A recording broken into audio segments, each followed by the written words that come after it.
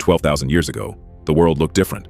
The coastlines were different, the seas were different. 10 million square kilometers of land that exists today was underwater.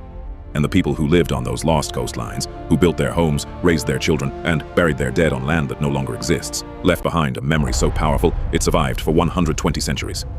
You know this memory. Every civilization on Earth knows it. They call it the Great Flood. The melting began slowly, then it accelerated.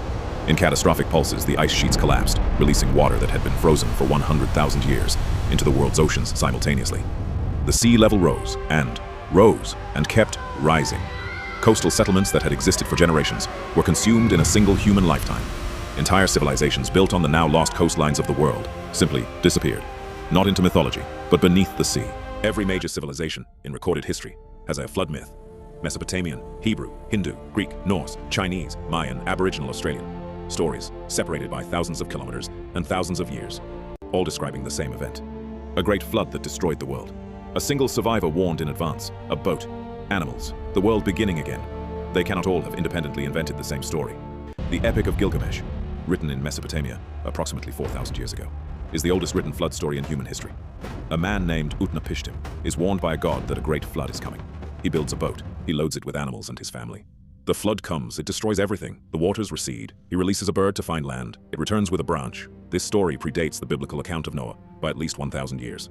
The similarities are not coincidental. Scholars believe both stories drew from the same ancient source, a memory so powerful and so widely shared that it survived for thousands of years before being written down. In Hindu mythology, Manu is warned by a fish that a great flood is coming. He builds a boat.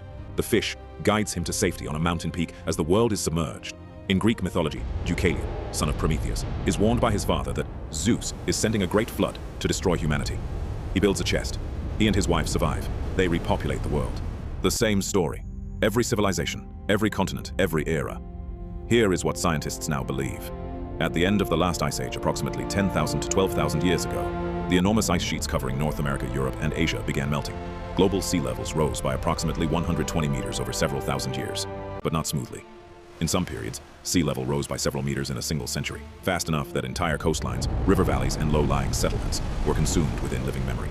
The people living on those coastlines, farming communities, fishing communities, the earliest human settlements in some of the most fertile and habitable land on Earth, were driven from their homes by rising water that never stopped rising.